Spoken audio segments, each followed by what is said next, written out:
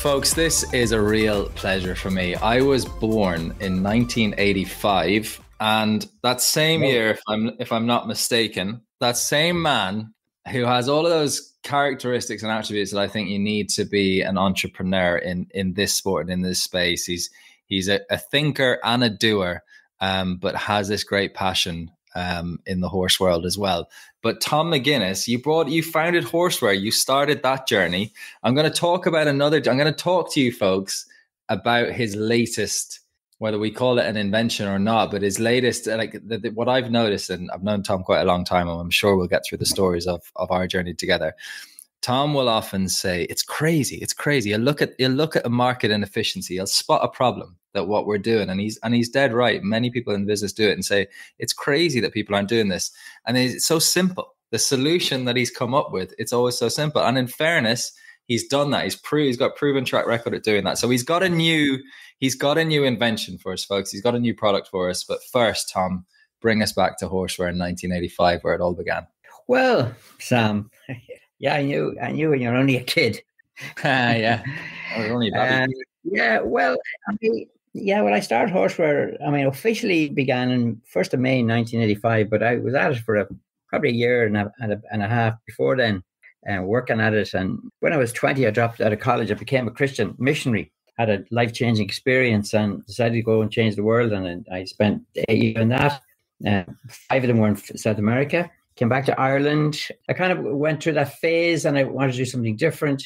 And I actually decided to help run the family riding school. The family riding school was kind of a bit of a hobby thing that my brothers were running to kind of pay college. And so I kind of ended, they were all gone off. They'd all qualified and gone off. So I ended up running it.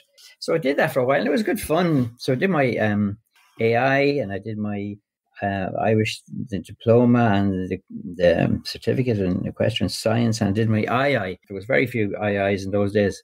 So that's to be an instructor. That's to be a riding instructor. British BHS intermediate. Riding instructor. Yeah. So, but in order to kind of make myself do the dressage, I took up eventing. Okay. Because, that's Irish. We're not famous for the dressage. I won't use the word boring, but, it can be a bit tedious, right? Tedious is probably the word, right? Let's say tedious. And I was pretty good at the cross country, and I was passable at show jumping.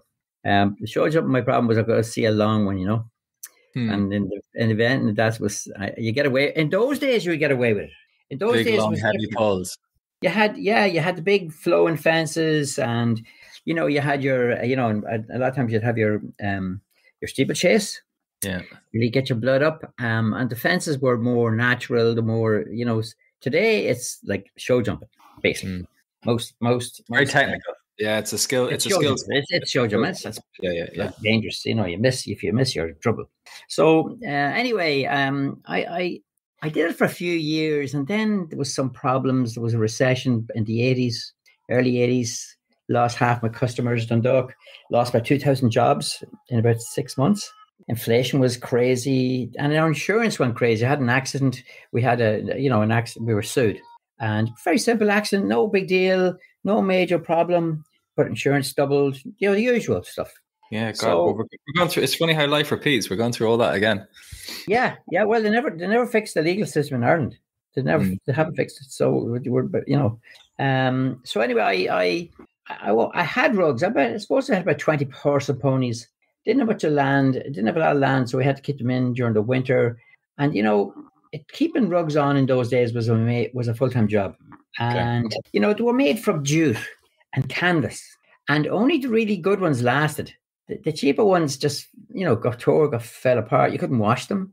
And I just said, if we can send a man to the moon, surely to God, we can make a better horse blanket. It's as I say, it's not rocket science. You know what I mean? It's not rocket science. Surely we can do a better job at this. So over a period of about 12 months, I was taught a lot about it, and I started putting things together. Like one thing that happened was that on St. Stephen's Day, we came back from the hunt, and my bedroom was on fire. Well, the bed was on fire, right? The electric blanket had, started. Okay. It wasn't actually flaming fire; just it was smoldering away there, So I had to throw all the bedclothes out the window.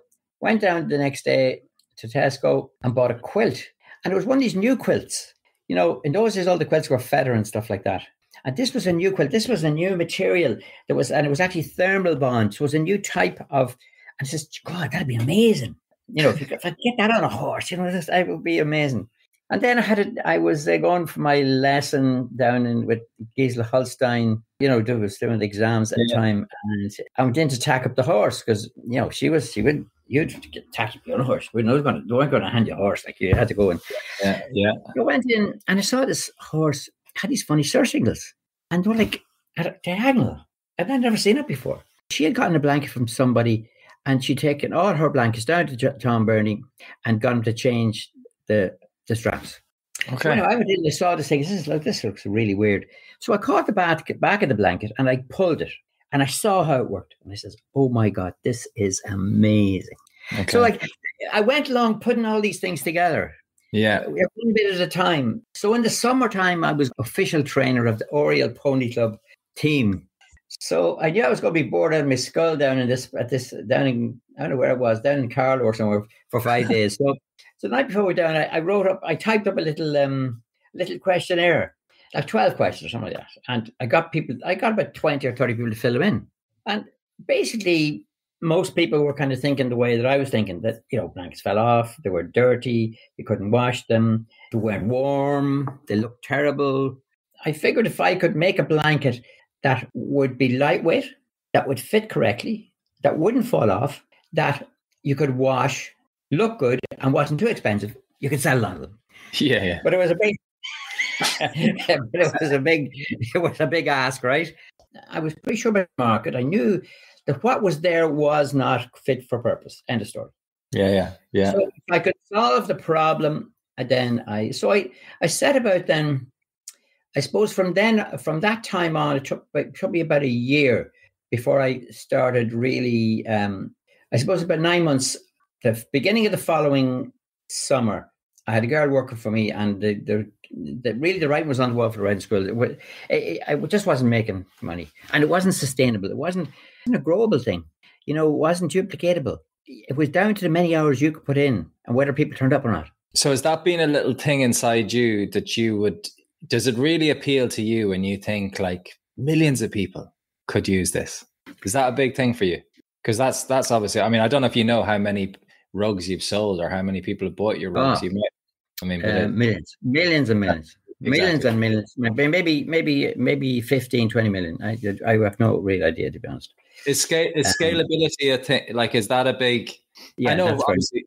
Yeah. No, I mean, that's what with Horseware. Once I got it going, if I wanted to make extra rugs, well, then I just buy another sewing machine and another sewer. Mm. I mean, it was not quite that simple, but it kind of worked like that. Build another factory, or you do. So you could duplicate. You can scale things, and a lot of the horsey stuff. If you're personally there doing it, it's very difficult to scale. Not everyone's Queen O'Connor. And just as an aside, the two young people that I backed early, very very early on, were yourself and Queen O'Connor. In kind of the same week or the same month, I got a letter from both of you. Okay. Saying, I'm going to do this, I'm going to do, and both of you were very good. And Keane obviously he's a hell of a guy. He's an A1 marketer. But even he's got a limit. You can only be in one place at one time, whereas you can have people making blankets. Well, how much do you enjoy it? So, like, I know you're spotting that problem, spotting that solution, seeing that potential. Do you? And that's where we're at now, folks. When we get onto the heart rate monitors, and we get onto Horsepal, and in a completely new space, by the way. So, like, I think what's fascinating listening to you, solving this problem in 1985, which regards to horse blankets, and when we start talking about the potential and the why behind Horsepal and the heart rate monitors and the horse health, kind of maybe some synergies, but kind of a new place. But before we go to that kind of new creative stage again, which I personally always find exciting as well. Like, I love that potential going like, here, we could solve this problem. Like, that's fun. But then you got to grow, like growing the business. I think anyone just listening to this and just interested in, growing any business, like there's lots of other side of it, managing people, building production, It's sales. like people all the time say, Tom, what's the secret? As if there was some like magic bullet, And I just hold up my hand, and I said, look, I've got 5 fingers. And if this little one here at the end, I mean, I don't really know what it does, if it's that useful or not, but I tell you what, if I lost it tomorrow morning at 9:00, by noon, I could tell you what it does. But it's like that in business. It's, I've written this book called The No-Brainer Guide to Business. Okay. Which, about a third of it is kind of my story. I kind of tell this, it's not a biography. It's a kind of a bit of a journey through developing horseware. So I tell all these stories of how, and obviously it's based on the principles in the Bible, really. Like I'm a Christian, so I've been a Christian since I've been 20.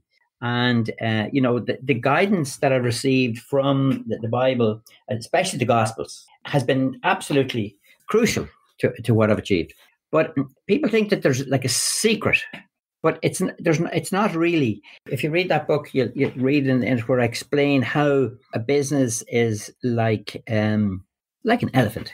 Okay. And you see, there's a story of the 5 blind men and the elephant, right? And one guy got the leg, one guy got the trunk, one guy got the ear, the other guy got the side of the elephant, and one guy got the tail. And they all had a description, and they were all right, but they were all wrong. Because, people, that happens in life, so many people, they get one part of something, okay, and they're so stuck on it, and they're so insistent. No, an elephant is like a tree, or an elephant is like a snake. No, an elephant is like a brush. An elephant is like a wall. And they get so insistent on what their bit, that they don't see the big picture. So in business, it's like that. Some people are good at sales, but they're shit at marketing, or they couldn't organize a piss up in a brewery. Other guys are very organized, but they couldn't, there's no imagination, so they can't.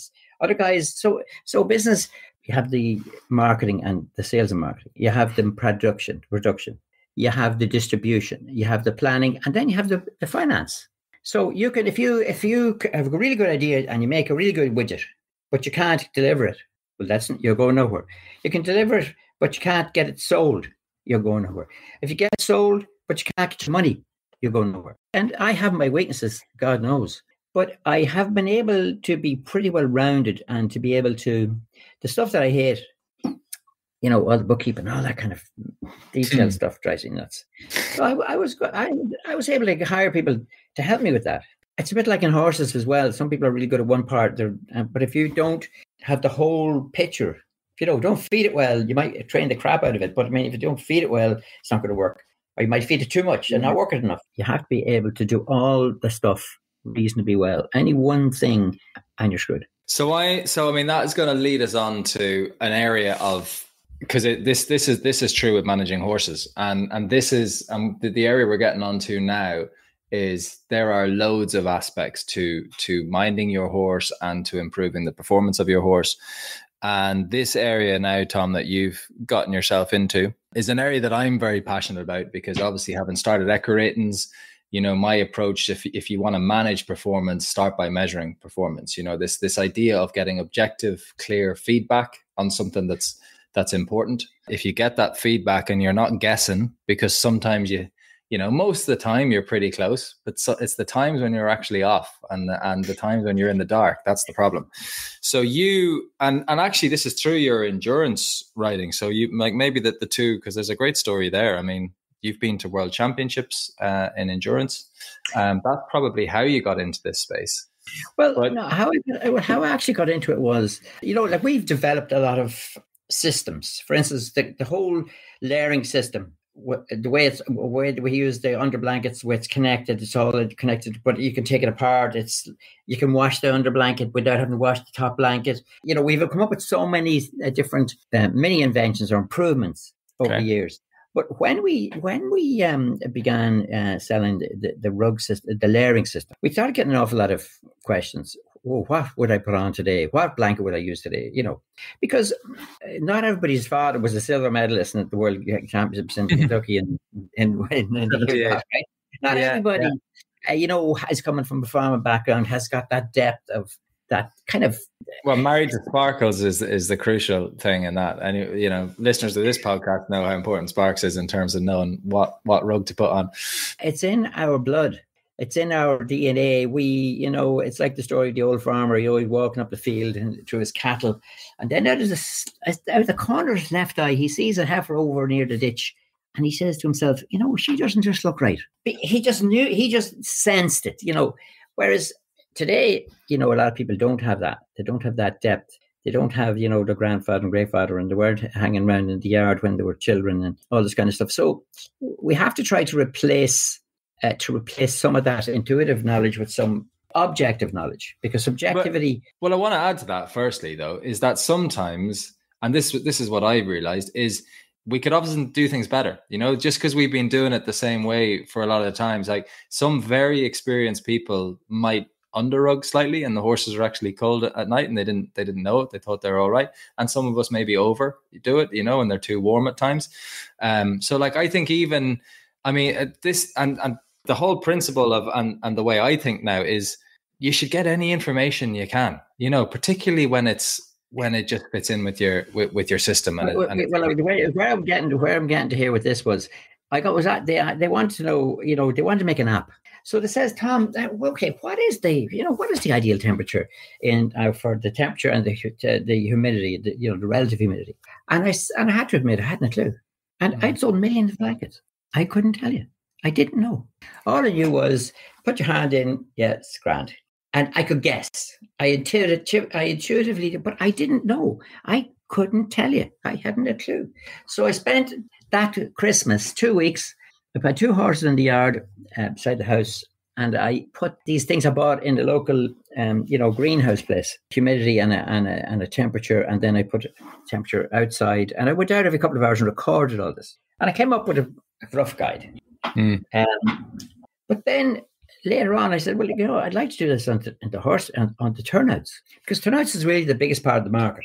And that was where we in Horseware, we really hit. When I first started, I spent about 3 to 6 months designing the blanket.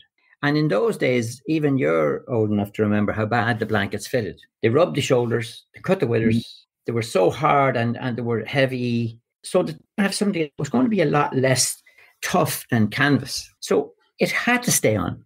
It couldn't be allowed to fall off. So I set about designing a blanket that wouldn't move. And I did that. I managed. I made that.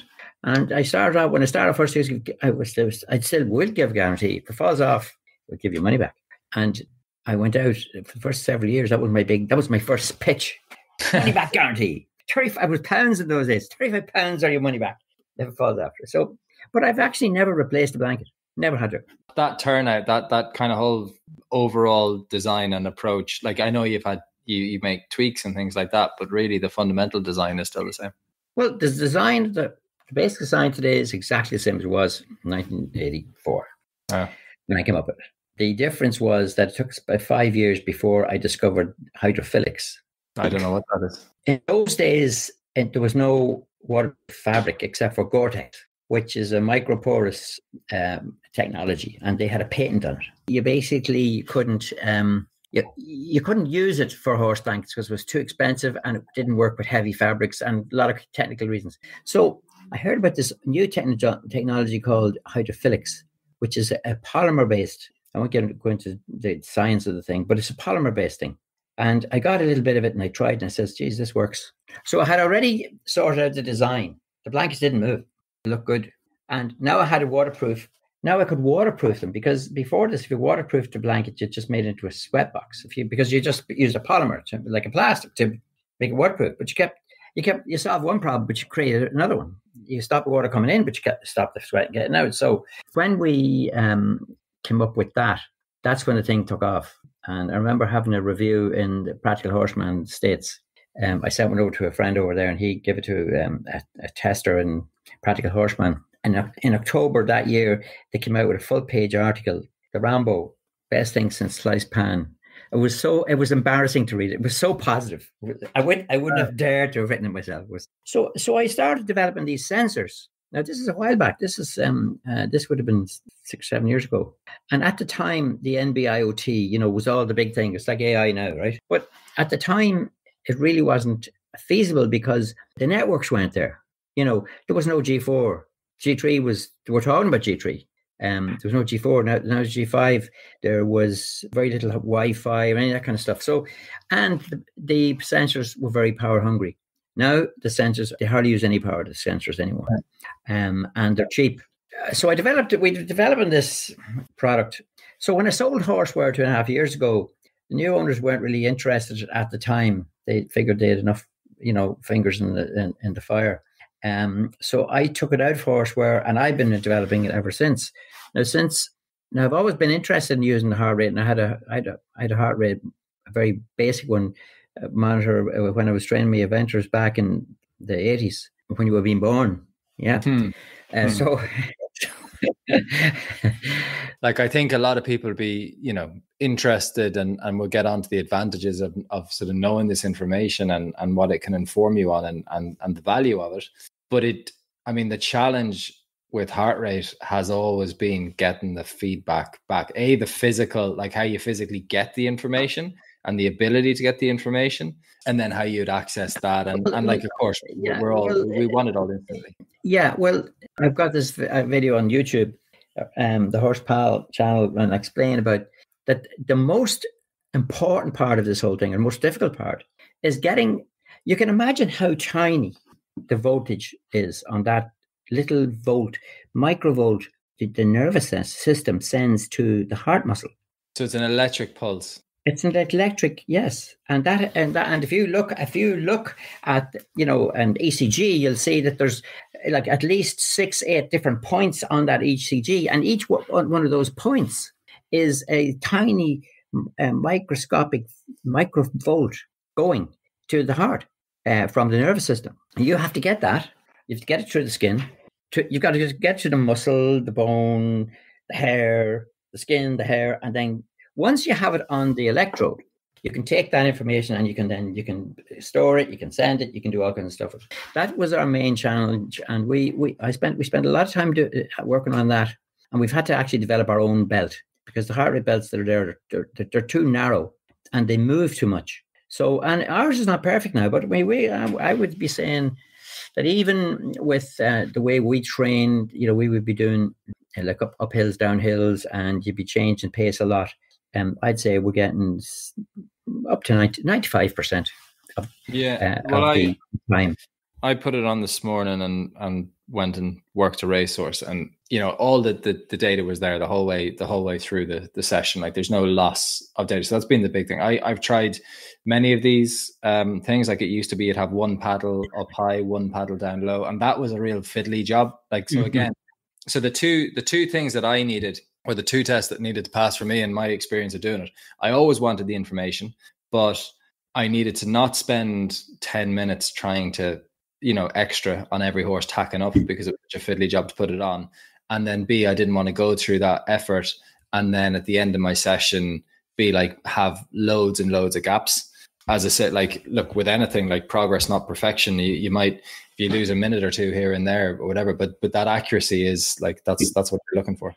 But that seems to be like, I think you've cracked that from my experience of it anyway. And you're not paying a fortune, it's not a huge, not €2,000. No, exactly. At the moment in the States, we have what we call the health check system. Okay. Basically it's a handle with the sensor.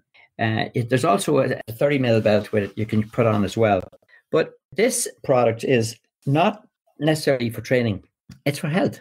The first thing that when you go to see the doctor, the first thing he does is he takes your pulse and your temperature. Yeah. So, the first thing to do is to hook you up to one of these machines. Beep, beep, beep, beep. So it doesn't make any sense that if you're training the horse, looking at the welfare of the horse, it's not logical. It doesn't make any sense that people aren't more focused on the heart rate and monitoring it to a certain extent. Even just the horse standing still in the morning in its stable, like you're saying, because when the doctor looks at you, he doesn't know what you've been doing since the last time he saw you. So it's just as a as a gauge to see, like, is everything just working normally here? You know, like what are we at? So this health system is to go in the morning, maybe once a week or something, and just so that you know what normal looks like for each horse, and then you can tell basically if it's not normal, if there's a change, and then you know, right? Well, I'll give you a good example. I had three horses qualified for the Europeans. My trainer was tacking up his horse one morning, and I said, "Geez, Jody, that horse doesn't look right." So I went in and got the heart rate, Horsepal heart rate handle, and took the heart rate. It was 74. It should have been 34, maybe 40. Turned out the horse had contracted pyroplasmosis. His horse, we had three horses we were training, all had pyroplasmosis, and his horse was very bad. I know it must have been a strain of it. And they've been treated for it and everything. It just must have been. So we ended up not getting to go to the Europeans. But it just goes to show you that the heart rate is a very, very good indicator. It'll indicate, and it's even in some ways better than the temperature, because if a horse is lame, his temperature won't necessarily be up, but his heart rate will be up, at least 20 pulses. I mean, instead of being 35, it'll be 55. Plus, this heart rate, I mean, like you said, I'm always blessed or cursed, whichever way you want to call it, want to do it, with a mind that looks for problems, because problems are your friend. And I talk about this in the book as well, how once I understood about problems, I no longer feared them. And I suppose I avoid them sometimes because, you're lazy or you couldn't be bothered. But basically, problems are there to be solved. Problems are to be attacked. And they're an opportunity most of the time. And there's a problem to take a horse's heart rate, because, I mean, I've never seen anyone with a stethoscope outside of the endurance. And I haven't seen a person with a stethoscope for the last, I'm going to say 3 years. Even the vets don't even use it. They all use these Take a horse's heart rate is not easy. I mean, if it's a bit windy, or if he's moving around a lot, or if you're not really expert, it's hard to, you're listening. Was that it? Yeah, and you got to count as well. You got to look at your watch, and you got to be listening, and you got to count the number of beats in 30 seconds. Yeah. Well, what we've done is we put in this health check, and basically do it for the stable. In other words, you've got 5 horses. You can go to each horse. It takes about if you take off a rug, or if you move a rug or something, it might take a bit longer. But I mean, if the horse is ready there, 2 minutes per horse, 5 maximum. So in 20 minutes, 30 minutes, you can take the whole yard, and you have and then that automatically records it.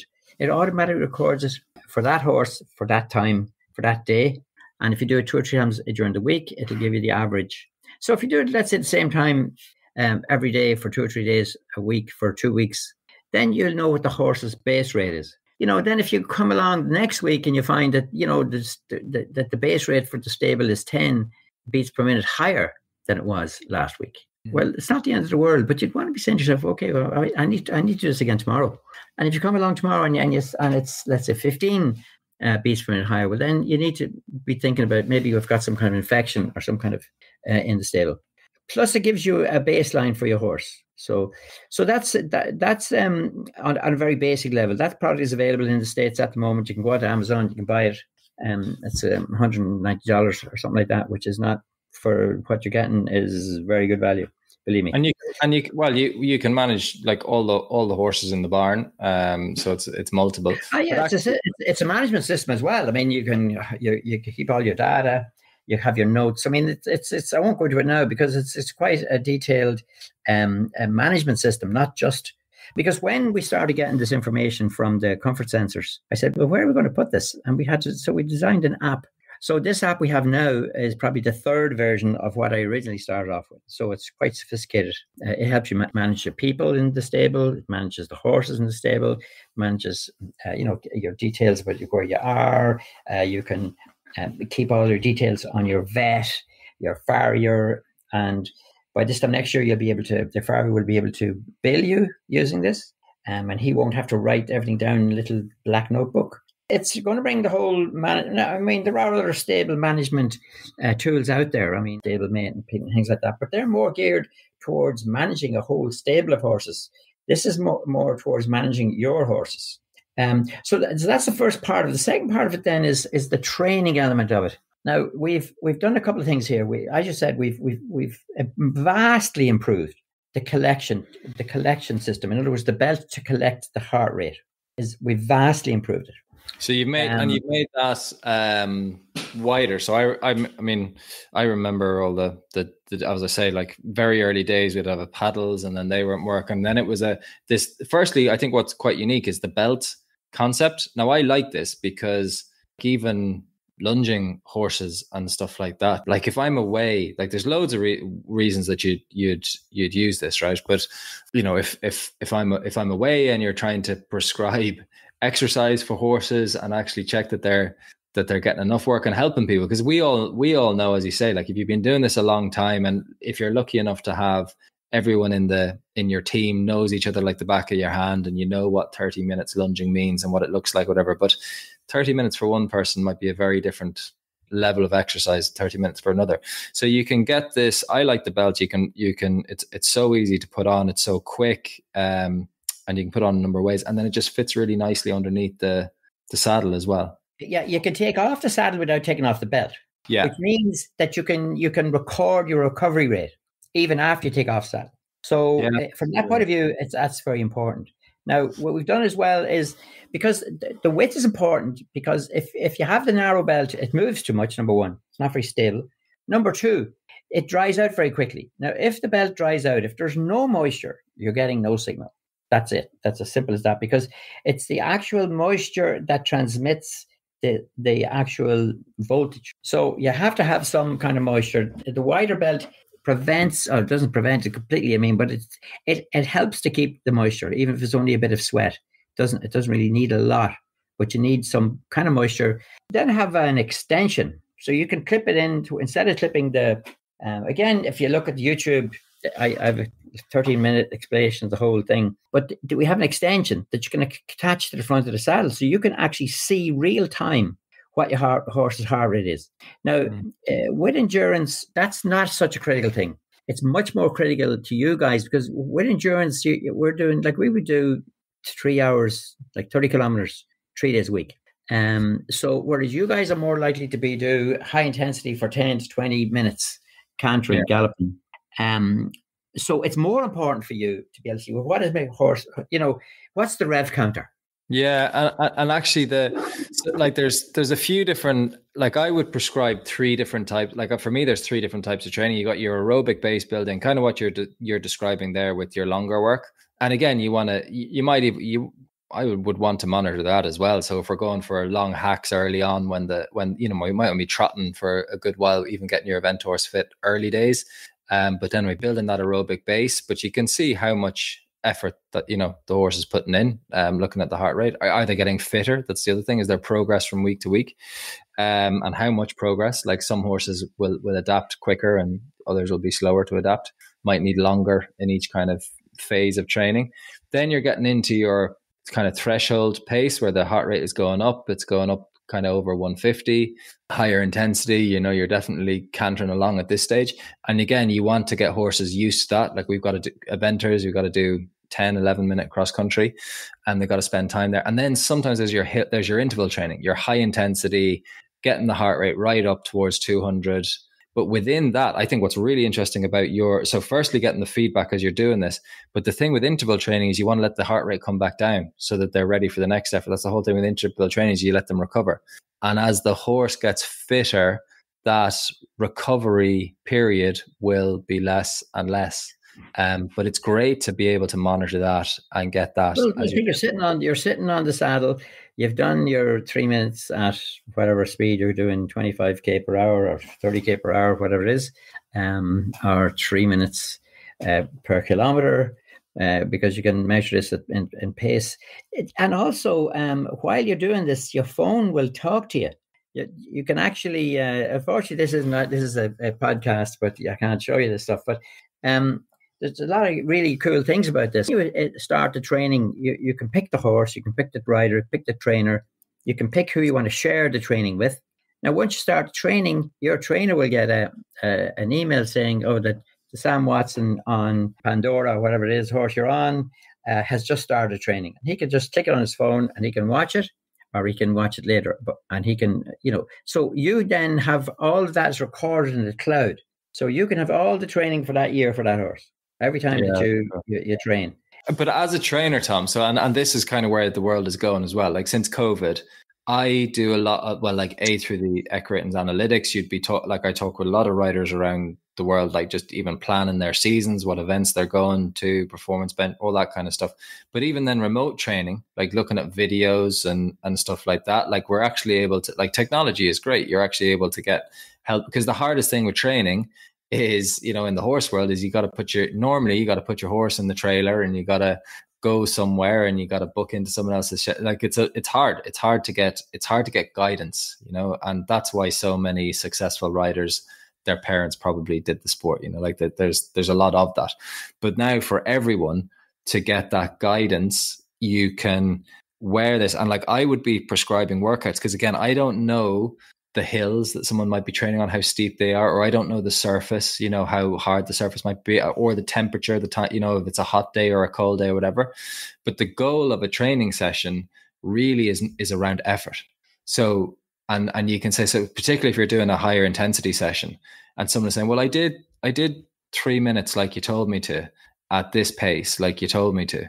But like if that was on a pretty flat bit of terrain on very good ground, that's not the same effort as a much steeper bit of terrain, maybe on soft ground. So this, I could monitor that and say, actually, geez, you're doing too much there. You're doing, you're going to be careful. You're doing too much with the horse too soon. That could lead to injuries. Or you're not doing enough. You're not going to be ready for badminton, or you're not going to be ready for your grassroots 100 event or whatever you're aiming for. But now you can. This is what's cool, is I can look at the workouts, look at the workload that horses are doing, and help guide people. So I love that side of it. Yeah. So like I said, I've spent the last 2.5 years really focusing on this, and to a large extent, because of my endurance stuff, right? So we've got the elephant's leg. We've got his trunk, we've got his ear, we got his tail, and we put it all together. This is not just a sensor. The sensor itself is amazing. It's waterproof. There's a digital readout. There's an on-off button. It's waterproof to a meter. It's shockproof. Now, if the horse stands in it, well then, all bets are off. But we've fixed the belt. We have this extension. We've spent a lot of time on the application. Yeah, so this is the Horsepal app. I think it's Horsepal 2.0 now in the App Store. Yes, the Horsepal 2.0. You can download it, and it's free. You can download it. I mean, we're not charging anyone for this at this point.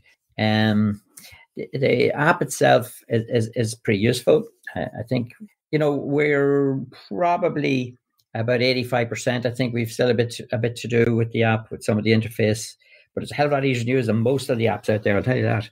Because my design, we've got our own in-house, well, he's not in-house, he's in Croatia. Now, he used to work for me in Horseware, and he went back to Croatia. He's more or less full-time with us. So I'll be out riding, and I'll see something I don't like. I'll call up Mario on the spot as I'm walking down, cooling off or whatever. I said, Mario, can we change that? He says, fine, no problem. And tomorrow it's changed. So it's designed for me, Gobshite himself. So I think from that point of view, I'm pretty happy to go with this now. We like I said, we kind of had a false start about 2 years ago. We had the sensor, but there was a lot of things. It wasn't waterproof. We thought we were very smart. It used to turn on when you vibrated it. Okay. But we forgot that, if it was in a car, it would turn itself on. It was pushing your horse along here, it would turn itself on. The batteries weren't lasting. I'm pretty happy that we've got 3 products really. We've got the basic heart rate handle, and the sensor of that then can be used. Add a training belt and an extension. You can use it for training, and then you can buy all those. I'm just looking at now. I'm in the Horsepal app, and you can buy that in the store. Is on the app. Yeah, we said it's all direct. We've been approached by people in the trade to sell it, but to be honest, by the time that you'd have explained, it's a niche market, right? So, and we're the best placed to be able to sell this thing. And like everything else, money back guarantee. If you're not happy, get your money back. I mean, that's how I started Horseware. For you, this thing doesn't work. So 39 years later, still the same selling trick. Well, you see, that's where the whole ethos comes from. You see, the first real marketing advice that was really to be recorded, and it's the basis for the whole market economy, is to do unto others as you would have them do unto you. That's the foundation of actually our society, or was. It's beginning to fall apart at the moment, but basically, that is, if you like, we won't sell you something that we wouldn't use ourselves or we thought wouldn't work, because it's not worth it. It's not going to work long term. I love this. The Christian Entrepreneur. The name of your Tom MacGuinness is it's the No-Brainer Guide to Business.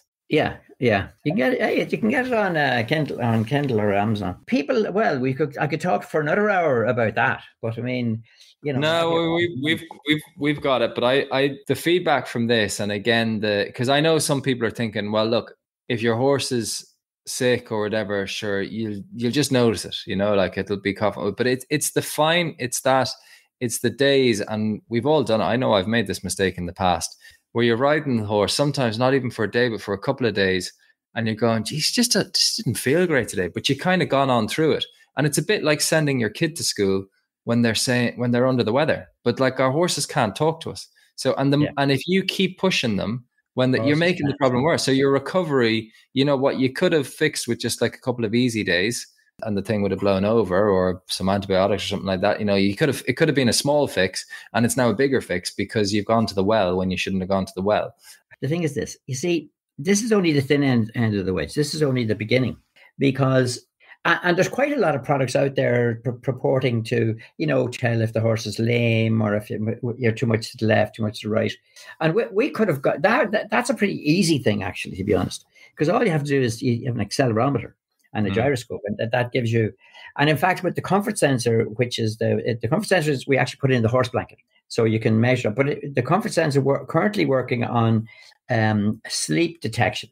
In other words, we're creating algorithms at the moment that will be able to tell you how many times your horse lay down, how long he lay down, how long he was sleeping. Because when horses sleep, it's a very distinct movement. It's no movement. They lock their joints, and they're absolutely motionless. Now, if they're just standing still and they're, not moving, well, then they're shaking their head, or they're stamping their foot, or horse sleep is very easy to detect. But if you go online and look for information on sleep, horses sleep, there's very little published data out there on that, because someone have to stand there with a stopwatch all night, night after night or day after day watch, and people don't. So I would say by 6 months we'll have really good accurate. You'll be able to tell my horse lay down every night for between 3 and 5 times, and each time was for 20 minutes. And then all of a sudden he lay down twice for an hour. Then you got a problem. It's the exceptional product. It's the exceptional events that trigger the alarm. Fascinating. It's going to be Whoop for horses is coming. Have you ever worn a Whoop? I've got a Whoop on myself now, measuring my sleep. But sleep is, again, it's talking about the Whoop. That's like $30 a month. I know. Yeah. That's mad stuff. I know our complete system will be costing maybe 300 or something like that. And you get you get so much information. All the information is collected in the cloud. Securely. You can share it with people you want to share it with, or you can share it with nobody. So, but we're going to be able to do all that stuff, the lameness stuff, all that is going to be incorporated into this system by the time we're finished.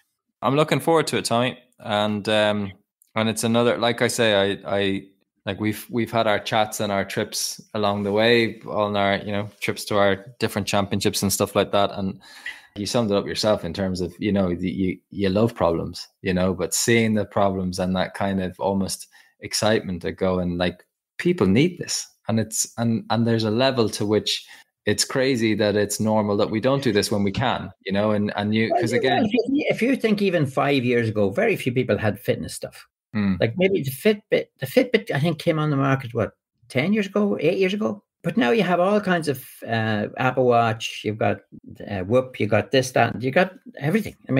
So people, it's no longer, I don't have to convince people any. I would, like 10 years ago, I'd have to convince people, you should really look at your horse's heart rate. I don't have to anymore. But even just the track, so it's the heart rate is a lovely proxy for effort. I think one of the problems that you're very lucky if you haven't experienced this as someone who rides horses at some point, which is your horse picks up some kind of an injury, and it's like, we need a bit of time off. And that's the income, that might mean we can't go to the thing that we were aiming for. We wanted to go and, whether we're show jumping, whether we're eventing, whatever we're doing, even hacking, even if that's our thing. And it's because like at some point in the horse's season, they have time off, and then you got to build them back up again. And progress is this important two-phrase thing for me that I keep saying: progressive loading. That's what you've got to be disciplined about, and that's what you've got to be structured about. But if you cannot manage your horse's load unless you're measuring it, and this will give you the feedback. And like that's me talking, and I've been doing this for I don't know, decades at this stage. I'm getting longer in the tooth year on year, but we all are. But I think if you don't have that, and like now you can do it, whether you're living in the back end of Carlo or the back end of California, to be able to have that feedback and that guidance. Well, that's what I'm saying, Sam, is that we have approached this in a holistic way. There are other products out there, but very few people have actually joined the dots. Like some people have got one part of it right. They've got the leg right. But I think that we've approached this in a very holistic way. We started, from the ground up. Says, right, we have to get the signal from the heart. So we worked on that. Plus, I mean, we discovered that, a lot of the gel that people are using, it's for scanning gel. It's ultrasound gel. It doesn't transmit anything. It might help people. Electric waves. Yeah. You have to get, so I started using just water with salt, and it works pretty good. Now, in this time of year, I've now found a gel that actually is an electrolyte, which actually will transmit the current, and it will probably prevent it from drying out. But it's important that every part of it works. The data collection works. The data, we're turning the data into information that's easily, like you said about that, the little graph that shows you what percentage of the time were you in zone 5. You might have to work a horse at 180 to be in zone 5. Another horse might be in zone 5 at 150. So it's a holistic approach, and you can actually go as deep into this as you like. If you just want to have real simple, you take your heart belt, you put it on, you put on your extension, and as you're galloping along, you see, well, he's 150. Okay, I need him to work 160 plus for the next 10 minutes. And you get up the pace a little bit. But you can tell that if you're just galloping around the place. 100%. Tom, pleasure speaking with you. Thanks for bringing us Horsepal and all of the different aspects that come with it. Definitely looking forward to seeing the progress, because it feels like, as you say yourself, it feels like we're sort of tip of the iceberg here. Well, what I sent you 2 years ago, it just wasn't there. And we've spent the last 2 years fixing all the bugs, the problems. I'm now happy to put my name on it to guarantee it works. And we currently have the heart rate kit on the market in the States. You can buy it from Amazon, and you can buy the rest of the stuff directly from us here in Ireland. Even though I'm now living in Spain, so I see you have your big jacket on there. I know that people can't see you, but yeah, no, I'm well wrapped up. I'm not in 22 degrees in Barcelona. Well, it's 18 today, so it's winter. It's winter here, sort of. The Christian entrepreneur, Tom MacGuinness, thank you. Doing unto others as he would do unto himself. I love that. I love that as well. That philosophy for business. I'm definitely gonna go. I know I've been meaning to for ages. I'm the world's worst reader. I like my numbers. I'm not so good with words. Well, it's not called the No-Brainer Guide for nothing. And even you can read it. It's that simple. Amazing. Tom, thank you. Listeners, thank you for joining us. We will put in the show notes down below, folks. You'll see we'll do the link to Tom's video on YouTube as well. And we can, I'm sure, put a link to the Horsepal app as well. But that's where you're going to get on board with this. And thank you for all your listeners over the years for buying our blankets. Yeah. If you don't, exactly. There's millions of them. Well, thank you for designing it, Tom. I'm still a director. I still have shares, but I'm not involved in it day to day. So, very good. Free to get on writing me books and riding my horses and developing Horsepal. Good man. All right. Have a great 2024, Tom, and we'll talk to you again soon. Bye-bye.